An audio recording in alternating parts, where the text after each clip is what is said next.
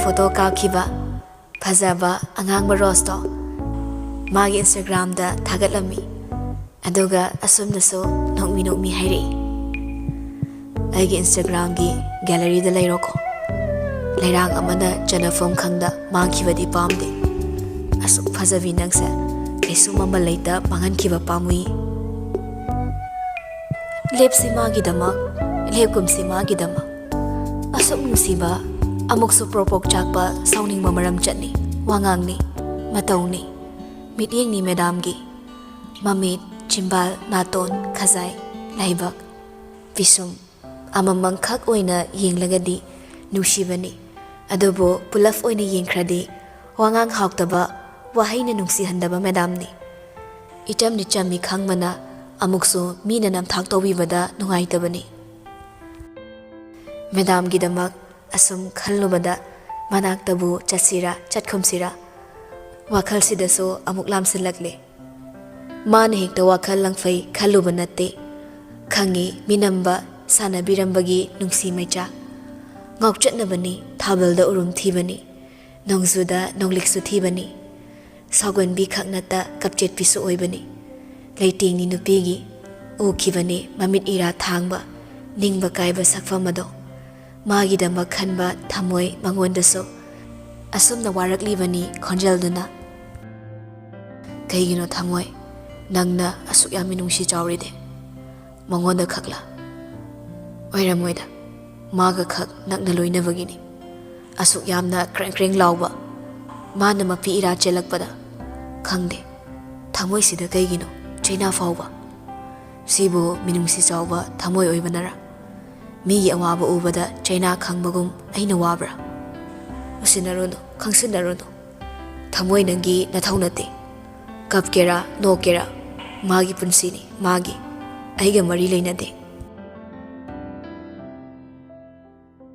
tumdana manglingai mamana manak changsilaklaga haudorai kaino swaidi yungaga leirisina kanai nupina namaiduda khupangna tharakpa yaurage lausing lai mamada yenglaga asumna swai namong nupi thirasirana sum khalambani da ima George ai maida khupangna thaba ngamgadabi nupi ga tholaktreda is sakta siga huini thabak suspend ohen bangambi thengnare imana khara leiraga tholakki basu yai adumba khupangna tharak toba nupi so hera ima adudi haino nasa aigi maida thomjilaga yauri barasi mayam se udro namong nupi kaya pame apama masingdu hekta pusalak toiba ide nasa nupa ama khakni wazari do imana namo kaya pame hairo asara mana machagi manakta ngek pham tharaklaga khara su chingnana hangai ibungo nangbu migi masada makhut masaga sangurabo adu nattanadi nasaktuda nupi amattana leige dila oise khonjel du kan khalai khara su sathoklaga mamada chaisilai as akhoi ima sidi nungai khidre wahaina nasa ibu mangthopi gano nupi ama khaktada lupchage khanba nasa nupani kedorage adu su logadama nupi khaktada adudi surudo nangna loge khallubani na isadi on thokna lusina lupamani da kariyam nawe thabak te piro namong nupi minai undobi ama leiri tawribani sakta aduga yengingde ko adui saruk chakhum da lao sa thangalamani icha waramani na wahai khudingi minai undobi na last di minai se ai oina mahana matuda unthokpiram su khangpote asi hairamaga hawolaga mukthokre manglam nupa siso makhatana mangi khaludre sum khanjanaraga leiramba wakhalda matomda thabat kakthali magi dama kaigi wazaru doino pangmaladi khara wazaba tabani singkhraba ai fau nupina sana biramar kansida punsirol ni khara leiraga mai singjiraksani asumna khandoklaga mana setluba phirol singada mafam chana loisanbada jacket to yauramdre koithi thirakpani adubu leiramdre kadaida leikrabano kadaida thamkrabano sum khalakpada ngasai Madamgi gari achauba manungdagi kaudana lauthoraktabado ningsinglei as lai sisune Madamgi misangda leibra khangdene manakta toina chatnaba pong inde insalai sibu kaigino ꯒ꯭ꯌꯥꯟꯒ ꯇꯥꯖꯗ꯭ꯔꯦ꯫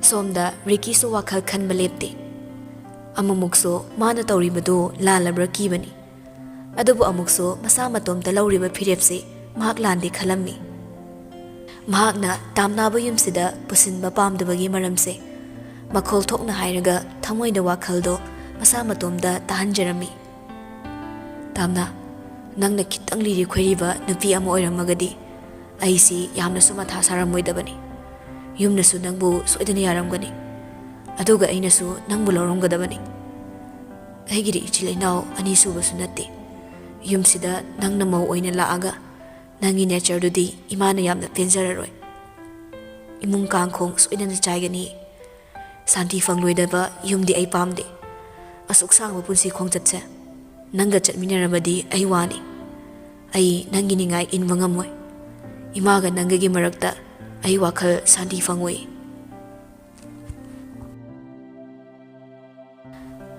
ꯃꯄꯥꯅ ꯋꯥꯔꯤ ꯁꯥꯁꯤ ꯍꯥꯏꯗꯨꯅ ꯀꯧꯊꯣꯔꯛꯄꯗꯨꯗ ꯃꯄꯥꯒꯤ ꯃꯅꯥꯛꯇ ꯂꯥꯛꯂꯒ ꯐꯝꯊꯔꯛꯂꯦ꯫ ꯃꯈꯥꯗꯅꯤ drawing ꯔꯨꯝꯒꯤ ꯁꯣꯐꯥꯗꯨꯗꯅꯤ꯫ Pen ꯈꯔ loose ꯑꯣꯏꯕ ꯑꯃ ꯁꯦꯠ, ꯇꯤ ꯁꯥꯔꯠ ꯑꯃꯒ ꯑꯉꯥꯡꯅꯤ ꯄꯨꯔꯥ, ꯀ꯭ꯂꯥꯁ 8 9 ꯀꯥꯕ ꯏꯟꯈꯠꯂꯛꯂꯤꯕꯤ꯫ ꯄꯥꯕꯨꯡ, ꯀꯩꯗꯧꯔꯒꯦ? ꯀꯩ ꯇꯥꯟꯅꯁꯦ ꯍꯥꯏꯅꯣ? ꯖꯣꯏꯁꯨ ꯃꯥꯅ ꯍꯥꯏꯅꯤꯡꯂꯤꯕ ꯋꯥꯁꯦ ꯁꯠ ꯍꯦꯛꯇ ꯍꯥꯏꯔꯝꯗꯦ꯫ ꯃꯆꯥꯒꯤ ꯁꯛꯐꯝ ꯍꯥꯟꯅ ꯌꯦꯡꯂꯛꯂꯝꯃꯤ꯫ ꯅꯍꯥꯟꯈꯩꯒ ꯃꯥꯟꯅꯗꯕ ꯁꯛꯐꯝꯗꯨꯗ ꯆꯤꯡꯅ ꯉꯥꯡꯉꯛꯏ꯫ ꯅꯃꯥꯏ ꯅꯃꯤꯠꯇꯨ ꯄꯣꯝꯃꯤꯗꯨꯅ ꯀꯔꯤ ꯇꯧꯕ ꯌꯥꯎꯔꯕ? ꯀꯩꯗꯧꯔꯒꯦ ꯏꯆꯥꯕꯣ? ꯃꯅꯥꯇꯣꯟꯗꯨ ꯁ꯭ꯔꯨ ꯁ꯭ꯔꯨ ꯅꯣꯏꯔꯒ ꯂꯣꯛ ꯊꯨꯡꯕ ꯁꯥꯔꯛꯏ꯫ ꯑꯁ, ꯅꯥꯇꯣꯟꯒꯁꯦ ꯌꯥꯗ꯭ꯔꯦ꯫ ꯀꯛꯆꯤꯡ ꯆꯠꯂꯨꯕꯒ ꯉꯁꯤ ꯃꯇꯦꯛ ꯑꯃ ꯆꯠꯂꯨꯕꯒ ꯂꯣꯛ ꯊꯨꯡꯗꯣꯔꯦ ꯄꯥꯕꯨꯡ꯫ ꯑꯁꯨꯝꯅ ꯍꯥꯏꯔꯛꯄꯗꯨꯗ ꯋꯥꯖꯔꯝꯕꯗꯣ ꯈꯔ ꯐꯔꯛꯂꯦ꯫ ꯏꯆꯦ, ꯂꯣꯛ ꯊꯨꯡꯉꯗꯤ ꯄꯣꯊꯥꯖꯔꯨꯔꯣ꯫ ꯀꯣꯟꯅ ꯇꯥꯟꯅꯔꯁꯨ ꯌꯥꯏꯗ ꯄꯥꯕꯨꯡꯒꯤ ꯋꯥꯔꯤꯁꯤꯗꯤ꯫ ꯆꯠꯂꯣ ꯆꯠꯂꯣ, ꯂꯥꯏꯍꯧꯒꯗꯤ ꯌꯥꯎꯕ꯭ꯔꯥ ꯅꯪꯕꯣ?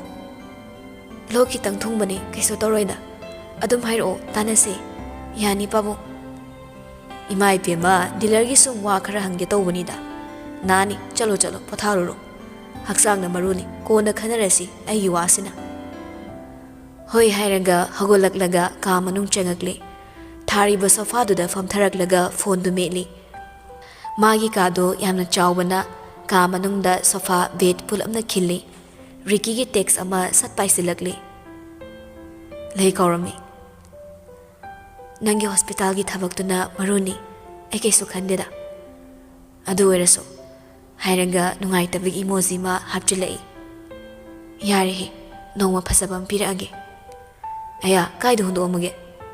ꯅꯪꯒꯤ ꯃꯆꯤꯡꯗꯨꯒ ꯂꯝꯕꯤꯗ ꯁꯣꯏꯗꯅ ꯍꯨꯟꯗꯣꯛꯑꯝꯃꯅꯤ, ꯁꯥꯎꯔꯤꯅꯤ ꯍꯥꯏꯗꯅ꯫ ꯇꯥꯝꯅꯥ ꯔꯤꯄ꯭ꯂꯥꯏꯗ, ꯍꯨꯟꯗꯣꯛꯑꯝꯗꯤꯌꯦ꯫ ꯔꯤꯀꯤꯗꯣ ꯍꯨꯟꯗꯣꯛꯂꯝꯗꯦ ꯍꯥꯏꯗꯨꯗ ꯉꯛꯏ꯫ ꯇꯦꯛꯁ ꯑꯃ ꯄꯥꯅ ꯄꯥꯅ ꯃꯨꯟꯅꯁꯨ ꯌꯦꯡꯉꯤ, ꯑꯗꯨꯒ ꯔꯤꯄ꯭ꯂꯥꯏ ꯍꯜꯂꯛꯏ꯫ ꯑꯩꯗꯤ ꯊꯥꯖꯗꯦ꯫ ꯗ꯭ꯔꯥꯏꯚꯔꯅ ꯄꯣꯠ ꯈꯨꯗꯤꯡꯒꯤ ꯚꯦꯂ꯭ꯌꯨ ꯈꯪꯕ ꯇꯝꯃꯨ ꯍꯥꯏꯌꯦ꯫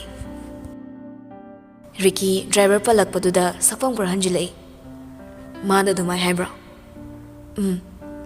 ꯗ꯭ꯔꯥꯏꯚꯔꯒꯤ ꯃꯋꯥ ꯏꯜꯍꯟꯅꯤꯡꯗꯕꯅ ꯑꯁꯨꯝꯅ ꯍꯥꯏꯔꯛꯏ꯫ ꯅꯪꯒꯤ ꯂꯥꯏꯐꯅꯤ, ꯅꯪꯒꯤ ꯄꯨꯟꯁꯤꯅꯤ꯫ ꯅꯪꯒꯤ ꯑꯄꯥꯝꯕꯗ ꯑꯩꯗꯤ ꯅꯪꯕꯨ ꯍꯤꯡꯍꯟꯅꯤꯡꯉꯤ꯫ ꯃꯤꯅ ꯁꯤ ꯇꯧ ꯍꯥꯏꯔꯒ ꯇꯧꯕꯗꯨꯗꯤ ꯑꯩꯗꯤ ꯄꯥꯝꯗꯦ꯫ ꯑꯩꯒꯤ ꯂꯥꯏꯐꯅꯤ ꯍꯥꯏꯗꯨꯅꯁꯨ ꯄꯣꯠ ꯈꯨꯗꯤꯡ ꯀꯩꯁꯨ ꯂꯩꯇꯅ ꯈꯟꯕꯗꯤ ꯑꯩ ꯁꯣꯏꯔꯦ꯫ ꯁꯤꯃꯗꯤ ꯑꯩ ꯁꯣꯏꯔꯦ ꯍꯥꯏꯕꯁꯦ ꯏꯁꯥꯅ ꯌꯥꯖꯩ꯫ ꯀꯣꯜ ꯇꯧꯁꯤꯜꯂꯛꯏ ꯅꯨꯄꯥꯗꯣ ꯇꯥꯝꯅꯥꯁꯨ ꯇꯞꯂꯞꯅ ꯌꯥꯝꯅ ꯇꯞꯅ ꯄꯥꯏꯈꯠꯂꯤ꯫ ꯅꯥꯀꯣꯡꯗ ꯍꯥꯞꯄꯤ ꯍꯦꯂꯣ ꯍꯥꯏꯗꯤ꯫ ꯅꯍꯥꯟꯈꯩꯒ ꯃꯥꯟꯅꯗꯕ ꯇꯥꯝꯅꯥꯒꯤ ꯃꯑꯣꯡꯗ ꯏꯆꯤꯡꯅ ꯆꯤꯡꯅꯩ꯫ ꯉꯔꯥꯡ ꯅꯍꯥꯟꯈꯛ ꯂꯣꯏꯅꯕ ꯗ꯭ꯔꯥꯏꯚꯔꯗꯨꯅ ꯍꯣꯡꯍꯜꯂꯕ꯭ꯔꯥ ꯍꯥꯏꯕꯒꯤ ꯃꯤꯄꯥꯏꯕꯁꯨ ꯍꯦꯜꯂꯛꯂꯦ꯫ ꯑꯗꯨꯕꯨ ꯀꯩꯁꯨ ꯍꯥꯏꯔꯛꯑꯝꯗꯦ, ꯑꯁꯨꯝꯅ ꯑꯣꯏꯅ ꯍꯪꯉꯛꯏ꯫ ꯇꯨꯝꯗ꯭ꯔꯤꯕꯣ? ꯇꯨꯝꯗ꯭ꯔꯤ꯫ ꯀꯩꯅꯣ ꯈꯣꯟꯖꯦꯜꯗꯨꯗꯤ? ꯂꯣꯛ ꯊꯨꯡꯕ꯫ ꯔꯤꯀꯤꯁꯨ ꯃꯥꯅ ꯌꯥꯝꯅ ꯋꯥ ꯈꯪꯕꯒꯨꯝ ꯋꯥ ꯍꯥꯏꯔꯛꯏ꯫ ꯈꯪꯕꯃꯛꯇꯤ ꯅꯠꯇꯦ, ꯃꯥꯅ ꯆꯤꯡꯅꯕꯗꯣ ꯆꯨꯝꯕ꯭ꯔꯥ ꯌꯦꯡꯊꯣꯛꯄ ꯑꯣꯏꯅ ꯍꯥꯏꯔꯛꯄꯅꯤ꯫ ꯇꯥꯝꯅꯥ, ꯑꯇꯩꯗ ꯑꯣꯏꯗꯕ ꯉꯥꯡꯂꯁꯨ ꯅꯪ ꯑꯩꯉꯣꯟꯗ ꯑꯣꯏꯗꯕ ꯉꯥꯡꯒꯅꯨ꯫ ꯅꯪ ꯀꯞꯄꯤ, ꯑꯩ ꯈꯪꯉꯤ꯫ ꯀꯞꯄꯨꯕ꯭ꯔꯥ? ꯋꯥꯁꯛꯎꯅꯦ꯫ ꯉꯝꯃꯣꯏꯌꯦ꯫ ꯀꯩꯒꯤ? ꯇꯥꯝꯅꯥꯁꯨ ꯁꯣꯟꯊꯔꯛꯂꯦ꯫ ꯔꯤꯀꯤꯒꯤ ꯋꯥꯍꯩꯁꯤ ꯃꯐꯝꯗꯗꯤ ꯊꯦꯝꯕ ꯅꯠꯇꯦ, ꯍꯦꯟꯅ ꯍꯦꯟꯅ ꯀꯞꯍꯜꯂꯛꯂꯦ꯫ ꯃꯔꯝꯗꯤ ꯑꯩ ꯀꯞꯄꯤ ꯅꯪꯒꯤꯗꯃꯛ꯫ ꯅꯪꯅ ꯊꯕꯛꯅ ꯌꯥꯗꯕꯒꯤ ꯆꯠꯈꯤꯕ ꯑꯣꯏꯔꯕꯁꯨ ꯑꯩꯒꯤ ꯊꯃꯣꯏꯁꯦ ꯌꯥꯝꯅ ꯋꯥꯔꯧ ꯆꯥꯎꯏ ꯑꯗꯨꯅ ꯏꯁꯥ ꯏꯇꯣꯝꯇ ꯀꯞꯅꯤꯡꯉꯤ ꯍꯥꯏꯗꯨꯅ ꯅꯪꯉꯣꯟꯗ ꯁꯥꯎꯕ ꯋꯥꯔꯧꯕ ꯅꯨꯡꯉꯥꯏꯇꯕꯗꯤ ꯑꯃꯠꯇ ꯂꯩꯇꯦ ꯑꯗꯨꯕꯨ ꯏꯁꯥ ꯏꯇꯣꯝꯇ ꯄꯛꯁꯣꯟꯗ ꯁꯣꯟꯊꯔꯒ ꯀꯞꯅꯤꯡꯉꯛꯄꯅꯤ ꯔꯤꯀꯤꯗꯣ ꯍꯧꯖꯤꯛꯇꯗ ꯍꯔꯥꯎꯔꯛꯏ ꯑꯩ ꯁꯣꯏꯈ꯭ꯔꯦ ꯑꯩ ꯇꯁꯦꯡꯅ ꯚꯥꯞ ꯑꯣꯏꯍꯧꯗ꯭ꯔꯦ ꯍꯣꯁꯄꯤꯇꯥꯜꯗꯒꯤ ꯀꯣꯜ ꯂꯥꯛꯄꯗꯨꯗ ꯑꯩ ꯅꯪꯒ ꯂꯣꯏꯅ ꯀꯥꯎꯊꯣꯛꯑꯝꯃꯕ ꯌꯥꯝ ꯁ꯭ꯄꯦꯁꯤꯌꯦꯜ ꯗꯦꯅꯤ ꯈꯟꯕꯅꯤ ꯑꯗꯨꯕꯨ ꯅꯪ ꯑꯩꯒꯤ ꯊꯕꯛꯁꯤꯅ ꯑꯗꯨꯝ ꯌꯥꯈꯤꯗ꯭ꯔꯦ ꯅꯪꯉꯣꯟꯗ ꯋꯥꯍꯩ ꯑꯃꯁꯨ ꯍꯥꯏꯅꯤꯡꯕꯅꯤ ꯅꯪ ꯑꯩꯁꯦ ꯊꯕꯛ ꯈꯨꯠꯆꯤꯟꯁꯤꯗ ꯐꯖꯅ ꯃꯇꯝꯁꯨ ꯄꯤꯅꯕ ꯁꯪꯗ꯭ꯔꯦ ꯑꯩ ꯍꯌꯦꯡꯗꯣ ꯄꯤꯛꯑꯞ ꯇꯧꯕ ꯂꯥꯛꯀꯦ ꯑꯣꯐꯤꯁꯇ ꯑꯩꯒ ꯀꯥꯏꯗꯅꯣꯃ ꯐꯝꯃꯨꯁꯦ ꯅꯪ ꯌꯥꯗꯕ ꯌꯥꯔꯣꯏꯀꯣ ꯑꯩ ꯁꯣꯏꯗꯅ ꯂꯥꯛꯀꯅꯤ ꯌꯥꯕ꯭ꯔꯥ ꯌꯥꯏꯌꯦ ꯔꯤꯀꯤꯗꯣ ꯅꯣꯛꯂꯛꯏ ꯊꯦꯡꯛꯁ ꯌꯥꯕꯤꯔꯛꯄꯩ ꯐꯔꯦ ꯊꯝꯃꯦꯀꯣ ꯏꯔꯦꯟꯖꯅ ꯂꯩꯔꯣ ꯅꯨꯄꯤꯁꯤꯒꯤ ꯍꯣꯏ ꯍꯥꯏꯕꯒꯤ ꯄꯥꯎꯈꯨꯝ ꯑꯃ ꯉꯥꯏꯗ꯭ꯔꯤꯉꯩ ꯁꯠ ꯀꯛꯈꯤꯕꯗꯨꯗ ꯔꯤꯀꯤꯒꯤ ꯃꯑꯣꯡꯁꯤ ꯄꯦꯟꯗꯦ ꯊꯃꯣꯏꯅ ꯀꯌꯥ ꯄꯦꯟꯗꯦ ꯄꯦꯜꯂꯨ ꯌꯥꯗꯦ ꯃꯥꯒꯤ ꯈꯨꯊꯦꯝꯁꯤ ꯉꯁꯤꯒꯤ ꯈꯨꯊꯦꯝꯗꯣ ꯋꯥꯔꯧꯕ ꯁꯥꯎꯅꯤꯡꯕ ꯐꯥꯎ ꯌꯥꯈꯤꯗ꯭ꯔꯦ ꯍꯥꯟꯅꯗꯤ ꯃꯥ ꯏꯔꯥꯏ ꯂꯥꯏꯅ ꯔꯤꯀꯤꯒꯤ ꯋꯥꯍꯩ ꯑꯃꯗ ꯄꯪꯊꯕꯅꯤ ꯑꯗꯨꯕꯨ ꯉꯁꯤꯗꯤ ꯃꯥ ꯄꯪꯊꯒꯦ ꯇꯧꯔꯨꯔꯕꯁꯨ ꯄꯪꯊꯈꯤꯗ꯭ꯔꯦ ꯊꯦꯝꯕ ꯍꯩꯇꯕ ꯔꯤꯀꯤꯒꯤ ꯃꯇꯧꯗ ꯍꯦꯟꯅꯗ ꯄꯨꯛꯅꯤꯡ ꯅꯨꯡꯁꯤꯔꯣ ꯍꯥꯏꯅ ꯊꯣꯛꯈ꯭ꯔꯦ ꯍꯩꯇꯕꯗꯤ ꯅꯠꯇꯦ ꯍꯩꯈ꯭ꯔꯕ ꯔꯤꯀꯤꯅꯤ ꯑꯗꯨꯕꯨ ꯇꯥꯝꯅꯥꯁꯤ ꯃꯥꯅ ꯏꯔꯥꯏ ꯂꯥꯏꯅ ꯈꯟꯗꯣꯛꯄꯅ ꯃꯥꯒꯤ ꯑꯋꯥꯕ ꯎꯔꯝꯗꯦ ꯎꯅ ꯎꯅ ꯋꯥꯔꯣ ꯍꯥꯏꯅ ꯊꯦꯝꯕꯤꯔꯝꯗꯕꯅꯤ ꯊꯣꯡꯖꯤꯜꯗꯒꯤ ꯇꯤꯂꯣꯅ ꯆꯥꯛ ꯂꯣꯏꯔꯦ ꯀꯧꯔꯛꯄꯗꯣ ꯕꯦꯝꯃ ꯆꯥꯛ ꯂꯣꯏꯔꯦ ꯆꯥꯊꯣꯛꯑꯁꯤ ꯂꯥꯛꯑꯣ ꯇꯥꯝꯅꯥꯗꯣ ꯂꯣꯛ ꯈꯖꯤꯛ ꯈꯨꯖꯤꯟꯅꯔꯒ ꯑꯁ ꯅꯥꯇꯣꯟꯒ ꯂꯣꯏ ꯐꯨꯜꯂꯦ ꯅꯦ ꯑꯩ ꯂꯣꯛ ꯊꯨꯡꯒꯦꯅ ꯑꯆꯥꯄꯣꯠ ꯈꯔ ꯆꯥꯔꯒ ꯒꯨꯂꯤ ꯆꯥꯁꯤꯜꯂꯨꯔꯕ ꯑꯩ ꯉꯥꯛꯇꯪ ꯂꯩꯔ ꯆꯥꯔꯒꯦ ꯆꯥꯛ ꯑꯃꯨꯛ ꯆꯥꯁꯤꯜꯂꯨꯔꯗꯤ ꯍꯤꯗꯥꯛꯀ ꯑꯝꯇ ꯄꯥꯜꯂꯔꯣꯏ ꯍꯩꯃꯥ ꯀꯌꯥꯝ ꯀꯟꯅ ꯉꯝꯗ꯭ꯔꯤꯅꯣ ꯗꯣꯛꯇꯔꯗ ꯉꯥꯛ ꯆꯠꯁꯤꯔꯣ ꯌꯥꯔꯅꯤ ꯑꯩ ꯉꯝꯗ꯭ꯔꯗꯤ ꯑꯗꯨꯝ ꯍꯥꯏꯔꯛꯀꯦꯗ ꯐꯔꯦ ꯉꯥꯛꯇꯪ ꯂꯩꯔꯒꯅꯦ ꯆꯥꯎ ꯇꯨꯝꯈꯤꯅꯨꯀꯣ ꯍꯣꯏꯅꯦ ꯇꯤꯂꯣ ꯊꯣꯛꯈꯤꯕꯒ ꯑꯃꯨꯛ ꯀꯞꯂꯤ ꯇꯧꯔꯛꯂꯤ ꯀꯞꯄ ꯈꯥꯡꯖꯤꯟꯅ ꯇꯨꯃꯤꯟꯅ ꯃꯪꯗꯨꯅ ꯐꯝꯂꯤ ꯏꯍꯥꯡ ꯍꯥꯡꯉꯤ ꯏꯆꯤꯛ ꯆꯤꯛꯏ ꯄꯨꯛꯅꯤꯡ ꯅꯨꯡꯁꯤ ꯀꯞꯅꯤꯡꯉꯤ ꯃꯈꯣꯜ ꯊꯣꯛꯁꯤꯔꯥ ꯏꯀꯥꯏꯖꯕ꯭ꯔꯥ ꯇꯨꯃꯤꯟꯅ ꯀꯞꯁꯤꯔꯥ ꯋꯥꯕ꯭ꯔꯥ ꯅꯥꯏꯇꯣꯝ ꯑꯣꯏꯕ꯭ꯔꯥ ꯀꯅꯥ ꯂꯩꯔꯤ ꯀꯅꯥ ꯂꯩꯕ꯭ꯔꯥ ꯅꯥꯏꯇꯣꯝ ꯇꯥꯔꯤ ꯆꯃꯝꯅꯕ꯭ꯔꯥ ꯃꯌꯦꯛ ꯁꯦꯡꯉꯤ ꯃꯌꯦꯛ ꯁꯦꯡꯕ꯭ꯔꯥ ꯆꯃꯝꯅꯩ ꯋꯥꯈꯜ ꯈꯟꯖꯤꯟꯃꯟꯕꯅ ꯄꯨꯛꯆꯦꯜ ꯄꯤꯛꯁꯤꯜꯂꯦ ꯑꯗꯨꯁꯨ ꯅꯠꯇꯦ ꯃꯍꯥꯏꯔꯛꯄꯅꯤ ꯊꯃꯣꯏꯅ ꯈꯤꯡꯖꯤꯜꯂꯛꯏ ꯃꯣꯕꯥꯏꯜꯗꯣ ꯌꯦꯡꯂꯨꯗ꯭ꯔꯦ ꯄꯥꯏꯔꯔꯣꯏꯒꯦ ꯈꯟꯕꯅꯤ ꯑꯗꯨꯕꯨ ꯍꯟꯕ ꯂꯩꯇꯦ ꯈꯤꯡꯖꯤꯜꯂꯛꯏ ꯑꯣꯏꯔꯝꯒꯗ꯭ꯔꯥ ꯔꯤꯀꯤ ꯃꯥꯕꯨ ꯊꯦꯝꯕ ꯃꯄꯨꯡ ꯐꯥꯈꯤꯗ꯭ꯔꯦ ꯈꯟꯅ ꯊꯦꯝꯂꯛꯄꯔꯥ ꯈꯟꯅ ꯌꯦꯡꯕꯅꯤ ꯑꯗꯨꯕꯨ ꯑꯣꯏꯔꯝꯗ꯭ꯔꯦ ꯖꯣꯔꯖ ꯑꯣꯏꯔꯝꯃꯤ ꯁꯠ ꯀꯛꯊꯠꯂꯤ ꯀꯛꯊꯠꯄꯒꯁꯨ ꯇꯧꯔꯛꯏ ꯑꯃꯨꯛꯁꯨ ꯀꯛꯊꯠꯂꯤ ꯑꯗꯨꯁꯨ ꯇꯧꯔꯛꯏ ꯁꯥꯎꯅꯤꯡꯉꯤ ꯎꯁꯤꯠꯃꯪꯗꯦ ꯀꯛꯊꯠꯂꯤꯁꯤ ꯀꯔꯤꯅꯣ ꯈꯪꯗꯦ ꯍꯥꯏꯅ ꯄꯥꯏꯈꯠꯄꯒ ꯃꯥꯅ ꯋꯥ ꯍꯥꯏꯗ꯭ꯔꯤꯉꯩ ꯖꯣꯔꯖꯅ ꯍꯥꯏꯔꯛꯏ ꯖꯦꯀꯦꯠ ꯍꯣꯡꯗꯣꯛꯑꯝꯃꯤ ꯃꯦꯗꯥꯝꯒꯤ ꯒꯥꯔꯤ ꯃꯅꯨꯡꯗ ꯂꯧꯕ ꯂꯥꯛꯄꯅꯤ ꯑꯝꯇ ꯊꯣꯔꯛꯑꯣ ꯒꯦꯠꯇ ꯉꯥꯏꯔꯤ ꯃꯣꯕꯥꯏꯜꯗꯣ ꯈꯖꯤꯛ ꯂꯥꯝꯅ ꯊꯥꯡꯗꯣꯛꯂꯒ ꯃꯅꯥꯇꯣꯟꯗꯨ ꯆꯤꯡꯈꯠꯂꯤ ꯃꯈꯅꯥꯎ ꯁꯦꯝꯃꯤ ꯋꯥ ꯈꯨꯝꯕ ꯉꯝꯅꯕ ꯈꯨꯝꯃꯛꯇ꯭ꯔꯦ ꯍꯥꯏꯗꯨꯅ ꯖꯣꯔꯖꯇꯤ ꯃꯥꯅ ꯊꯣꯛꯄ ꯃꯇꯣꯝꯇ ꯀꯧꯔꯒ ꯃꯦꯗꯥꯝ ꯍꯩꯃꯥ ꯃꯦꯗꯥꯝ ꯐꯥꯒꯤꯔꯣ ꯑꯩꯅ ꯉꯥꯏꯔꯤꯁꯦ ꯍꯧꯖꯤꯛ ꯊꯣꯡꯅꯥꯎꯗꯒꯤ ꯍꯨꯏꯁ ꯂꯥꯎꯅ ꯀꯥꯟꯁꯤꯜꯂꯛꯑꯗꯤ ꯂꯩꯀꯥꯏꯒꯤ ꯃꯩꯔꯥ ꯄꯥꯏꯕꯤꯅ ꯀꯩꯅꯥ ꯀꯠꯀꯦ ꯍꯥꯏꯔꯛꯀꯅꯤ ꯅꯨꯄꯥ ꯏꯇꯣꯝꯇꯅꯤ ꯏꯃꯥꯅ ꯆꯥꯎꯅ ꯂꯨꯍꯣꯡꯅꯤꯡꯕꯅ ꯀꯩꯅꯥ ꯀꯠꯄꯗꯨꯃꯛꯇꯤ ꯐꯖꯔꯔꯣꯏ ꯅꯨꯄꯤꯒꯤ ꯋꯥꯗꯤ ꯐꯠꯇꯕꯤ ꯑꯣꯏꯔꯁꯨ ꯀꯥꯏꯗꯦ ꯁꯦꯝꯗꯣꯛꯄ ꯂꯥꯏꯈ꯭ꯔ ꯄꯣꯠꯅꯤ ꯍꯩꯃꯥ ꯃꯦꯗꯥꯝ ꯑꯩꯅ ꯉꯥꯏꯔꯤꯁꯤ ꯐꯥꯒꯤꯔꯣ ꯃꯦꯗꯥꯝ ꯐꯖꯅ ꯄꯪꯉꯦꯗꯅ ꯁꯤꯗꯤ ꯑꯩ ꯀꯥꯟꯁꯤꯜꯂꯛꯑꯒꯦ ꯊꯣꯡꯅꯥꯎꯗ ꯃꯦꯗꯥꯝ ꯑꯩꯉꯣꯟꯗ ꯌꯥꯝ ꯂꯩꯅꯤꯡꯕ꯭ꯔꯣ ꯑꯩ ꯀꯌꯥꯝ ꯄꯥꯝꯒꯦ ꯐꯣꯟꯗꯨ ꯅꯥꯀꯣꯡꯗ ꯊꯥꯡꯖꯤꯜꯂꯒ ꯆꯩꯔꯛꯂꯝꯃꯤ ꯀꯣꯟꯅ ꯍꯌꯦꯡ ꯂꯧꯕꯁꯦ ꯅꯪ ꯁꯤꯔꯗ꯭ꯔꯕ ꯅꯪꯒꯤ ꯖꯦꯀꯦꯠꯇꯣ ꯀꯅꯥ ꯄꯥꯝꯗꯣꯔꯤꯒꯦ ꯄꯔꯐ꯭ꯌꯨꯝ ꯈꯔ ꯆꯥꯏꯈꯤꯕꯗꯨꯗ ꯀꯣꯜꯂ ꯇꯨꯝꯃꯝꯒꯗ꯭ꯔꯅ ꯀꯤꯕ ꯑꯃꯨꯛꯇ ꯅꯨꯄꯤꯒ ꯅꯛꯆꯗ꯭ꯔꯤꯕ ꯄꯥꯈꯪꯅꯤ ꯐꯨꯔꯤꯠꯇꯣ ꯂꯩꯁꯥꯕꯤ ꯑꯃꯒꯤ ꯃꯅꯥꯛꯇ ꯊꯝꯕ ꯌꯥꯕ ꯅꯠꯇꯦ ꯍꯛꯆꯥꯡꯗꯤ ꯂꯥꯏꯔꯗꯅ ꯐꯨꯔꯤꯠꯇꯨꯐꯥꯎ ꯑꯇꯣꯞꯄ ꯅꯨꯄꯤꯗ ꯁꯣꯛꯍꯜꯂꯣꯏꯒꯦ ꯈꯟꯖꯕ ꯍꯥꯏꯇꯥꯔꯦ ꯍꯌꯦꯡꯋꯥꯏ ꯐ꯭ꯌꯨꯆꯔ ꯅꯨꯄꯤꯗꯣ ꯍꯔꯥꯎꯖꯅꯕ ꯆꯥꯎꯊꯣꯛꯆꯅꯕ ꯅꯃ ꯐꯥꯠꯇ꯭ꯔꯤꯉꯩ ꯁꯠ ꯀꯛꯂꯛꯏ ꯋꯥꯍꯩꯅ Imaisida papi mung tawninga adi yam farakne. Chumna ngawbana ngawbani aduk yam chopnasu ngawba fatteda madam. Chanavi haibam su leibani. Thongal da ngairi. Amta sat launa gate wangmadagi langthopirasu ai oksaragi. Nang thabak tokira hojikmak. Haima, jacket litradi hayeng kamai thabak laktoino. Yakraba nungsaduda paba sardit laga thorak adi aidi kusu se loi mangani. Khadang no malairi. Amta please madam. Nang na lak ama hairasu ngasidi upai leite. Kaithel thong hanglam kini ama leiro upai leite. Nakhong kolasu konjaragiba. Adumai ni tongnaroisi madam. Please. Damna matomta. Kay mino asu amlik pasiba. Mai purit se aini yon thoki tawsi mangai. Amo makhol thokna. Nairamo ai thorage. Sarkak thali thokpi banati phamagadum naithui. Ngahen ge yauna ngahelibani. Minute 10 mu phamaga barum na mamaido ta thokle. Loiraga towel machaduna tap tap naptuna mamaido tai thokle. Night cream do taisilli. Masam do amo hatoi. Thuna tawbibaga natti. Ahen ge haidana hi nang nahan khaidagi matam su lawri. Ngai ba wara mali kol do amuk su tawsilakle. Paide hanjin amuk ka tawrakpada. Paina kagi wangmada thorakle. Ngakta ngai base siradro nang. Ngai basu khara tamo. Si pami hairaga mitmangda fadek da thoan mangamba. Magic heba mi maruraba ise. Hoi ngai ramage ba. Aidi madam se mayang amana dabuda tungkramana khaluba. Ay angawi nati. Ngauri dubu. Hose amu hanjin kharo. Ngai madam tawirano kit. Kumthar I imon na itap tapna kadudagi. Gari gi sodo amu kauramne haiduna room mathakta kakhalagli. Sodo amu pairaga kumthar I. Gari dagi jacket to tap loroga get hangduna thoragli. Buleto krasa thoklaga laiba. Dukan dagi manakta khambu urai. Buleto gi mapudo amu yengakpada. Thariba fan sangduda phamduna leiramle. Tamnana thorakpado ukramali. Hagotuna manak changsilai. Fingna wa ngangdabana mona tom hairei. Sibra sikhak pirakpasa. Kanga chiklakpro. Kaksingnaga chikpadawna.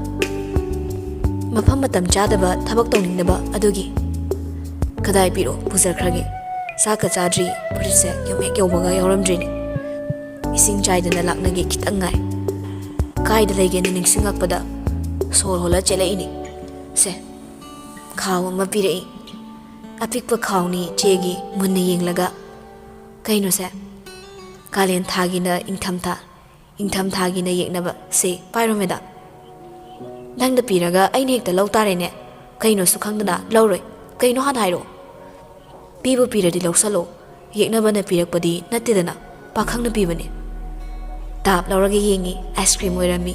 Napasida yenglaga amu hairei. Aine lok thongaga nangna si pizaradi ai siro haira. Adogi lok kuthungdudine ice cream charaga thamo ingthanlaga farak tawba. Chasarage thenge Madam Lindu. Chalo yare. Madam hana chango. Aina kauthoga yumda hanjilaktre hairadi ai jil changoidro. Hane case to thengna kibagi adu phawdi kibrana dat. Hairamlaga fat changkre. Get thingsin kibagi makholda Maso amu thoraklaga dukandudagi thaknaba malairaga thakle. Dukan fambi hanubiduna hangei. Ibunga hojikkidubu nanga khangnabro. Josu nokmi. Manbro ine. Khangnarunu haige tawbani manbagi. Wangang sangak na marol am phajadriba.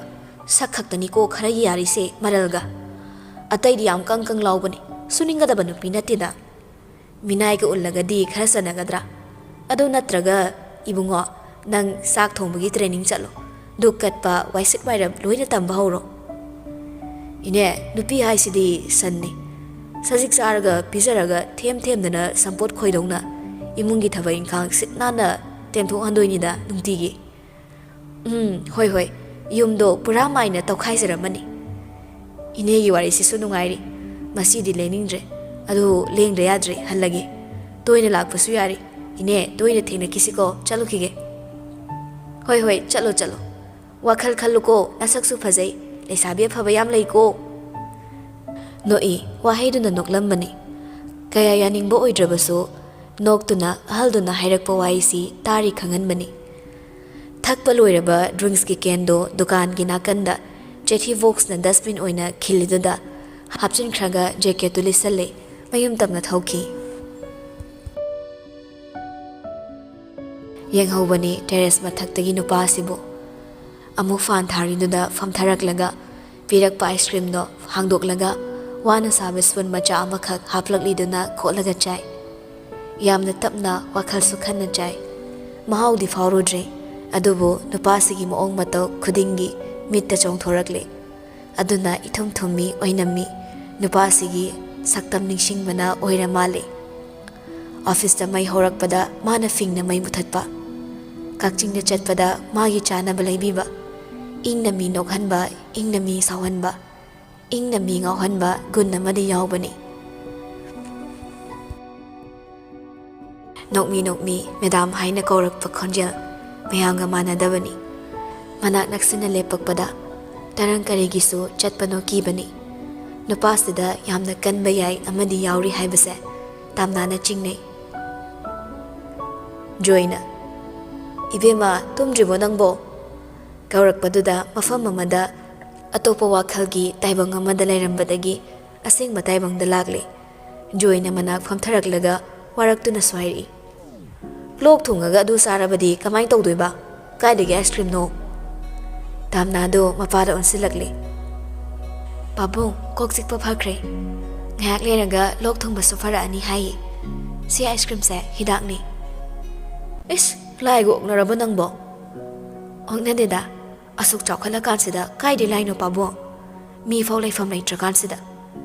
Ado aigi lok kuthungsidi si sara fadoinina man hairamini. Pharakani chasilona so kanasinarami. Joyna cheri. Karamba mathung sadaba minoba. Naraga ice cream chaw haidana insila isina. Mayang nangduda lichaisina santhagene. Aduda nang namuk thazadana saribanine. Pabung thazadaba chaba natiba. Fagani khanbe chaini. Asusi warisa ahalnoina khangaroiba. Adonga sai pabung na wari ema sana senaido. Hairo ai hozik naba phareba. Joy machagi moongda amuk sunokle. Aduga mana hainingmo wado machana hairi. Ricky Navanigi relationship ki matangda pabung khangningi. Tamnaso Ricky wa haudorakpada kharadi kairakle. Joy di machane kaibasi maram sifau ngaiba ngamdre pakhum pambana hanjin hanglei. Hayuni pabungda ikaiganu. Nakhoi ani ki relationship ki matangda pabung yam khangningi. Pabung confusion relationship ni. Ado pabung na si hangi se kaigino. Joy sorang masang hondorakle. Jumne straight ta yenglaga mama khatari. Nakhoi ani nungsinarabadi pabung na nakhoi ani bo long tokpirage khalle. Aduga business e nakhoi ani na fasana pana hobado ipapami. Pabung ai matam yam leiri sat honglaga kaino aina tawdoisiba. Adoisu mathakta ai thaba amata haidi. Hairaga tholakpa leite hotnaningba tamningbagi gunna sina yawringkhai haitaba haibadumadi leiraroidabani. Mapana ngasidi yamna lusinna haudorakpana mamai leiraga chenma matam mafam phauba chadre khalai. Aduna tamnaso lotre mapada singna haidorakli. Friendship tagiso henjin mamari.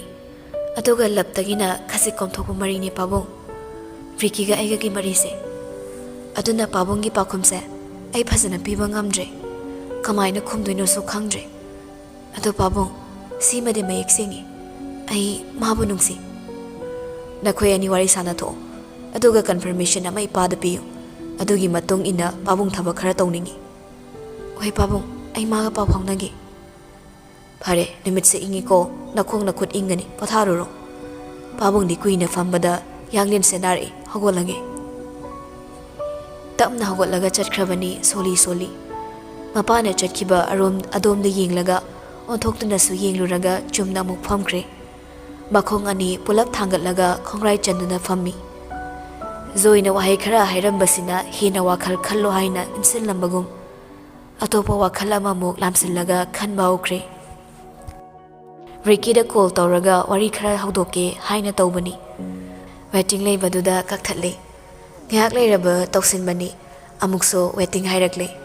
ꯃꯃꯩꯗꯗꯤ ꯆꯠꯈꯤꯗ꯭ꯔꯦ ꯆꯠꯇꯅꯕ ꯊꯝꯖꯤꯟꯈ꯭ꯔꯕ꯭ꯔꯥ ꯀꯩꯗꯧꯔꯕꯅꯣ call ꯇꯧꯕ ꯆꯠꯇ꯭ꯔꯦ tax ꯑꯣꯏꯅ ꯏꯗꯨꯅ ꯊꯥꯖꯤꯜꯂꯤ ꯁꯪꯕ ꯀꯥꯟꯗ call ꯑꯝꯇ ꯇꯧꯁꯤꯜꯂꯛꯑꯣ ꯋꯥꯔꯤ ꯁꯥꯟꯅꯗꯕ ꯌꯥꯗ꯭ꯔꯦ ꯁꯦꯟ ꯇꯧꯈ꯭ꯔꯦ ꯗꯤꯂꯤꯚꯔꯁꯨ ꯑꯣꯏꯈ꯭ꯔꯦ ꯑꯗꯨꯕꯨ ꯁꯤꯟ ꯇꯧꯔꯛꯇ꯭ꯔꯦ ꯁꯤꯟ ꯇꯧꯕ ꯉꯥꯏꯕꯅꯤ ꯐꯅ ꯀꯨꯏꯅ ꯇꯧꯔꯛꯇꯦ ꯗ꯭ꯔꯥꯏꯚꯔꯒꯤ ꯀꯣꯜ ꯑꯣꯏꯅ ꯂꯥꯛꯁꯤꯜꯂꯤ ꯄꯥꯏꯈꯠꯂꯒ ꯅꯥꯀꯣꯡꯗ ꯍꯥꯞꯄꯤ ꯌꯨꯝ ꯌꯧꯔꯕ ꯀꯥꯏꯅ ꯀꯣꯜ ꯃꯆꯥ ꯑꯝꯇꯪ ꯇꯧꯕꯤꯔꯛꯄꯗꯤ ꯌꯥꯕꯅꯤ ꯑꯩꯈꯣꯏ ꯃꯦꯗꯥꯝꯕꯨ ꯑꯩꯁꯦ ꯅꯪꯒꯤ ꯈꯪꯅꯕ ꯅꯨꯄꯤꯔꯣ ꯀꯩ ꯊꯣꯛꯅꯗꯅ ꯍꯪꯗꯣꯔꯤꯒꯦ ꯅꯪꯉꯣꯟꯗ ꯑꯩꯅ ꯂꯩꯁꯥꯕꯤ ꯑꯃꯒ ꯄꯥꯈꯪ ꯑꯃꯒꯒꯤ ꯃꯔꯤꯁꯦ ꯁꯨꯛꯇꯣꯛ ꯊꯣꯛꯅꯗꯦ ꯍꯥꯏꯕꯁꯨ ꯌꯥꯗꯦ ꯑꯗꯨꯒ ꯊꯣꯛꯅꯩ ꯍꯥꯏꯕꯁꯨ ꯌꯥꯗꯦ ꯐ꯭ꯌꯨꯆꯔꯁꯦ ꯀꯅꯥꯝꯇꯅ ꯇꯝꯕ ꯉꯝꯗꯕꯅꯤ ꯃꯦꯗꯥꯝ